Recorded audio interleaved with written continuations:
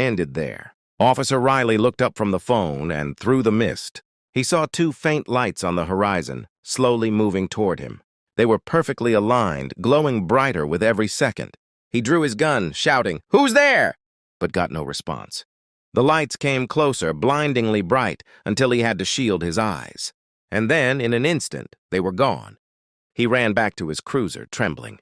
The red pickup was gone. The road was empty. He replayed the footage on the phone over and over, but the headlights in that final frame, they weren't coming from a car.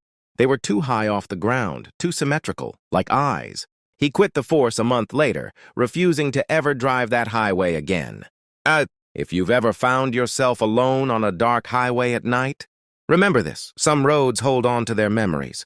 Some places never forget the people who vanished there. And sometimes, when you least expect it, the highway looks back. There's something about highways at night that feels almost alive, like the road itself is breathing beneath your tires, watching you from the shadows. Chapter 2 begins with another set of true encounters that will make you think twice before ever driving alone again after dark. The first story happened in rural Kentucky to a young EMT named Travis who worked night shifts covering remote counties. It was around 3 a.m. when he received a call about a possible accident along Route 18, a stretch of highway notorious for fatal crashes. When he and his partner arrived, they found a car upside down in a ditch, its headlights flickering through the fog. The windshield was shattered and smoke rose from the engine. But when they looked inside, the seats were empty. The car's doors were locked from the inside, and there was no sign of the driver. Travis called it in while his partner searched the area with a flashlight. The only thing they found was a wallet lying near the road, soaked from the rain. Inside was the driver's ID, a man named Carl Dawson, age 42.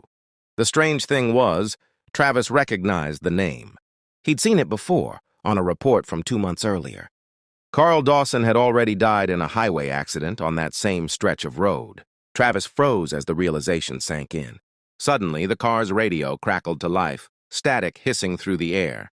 Then, faintly, a man's voice came through. "Help me, I can't get out." Both men turned toward the wreck.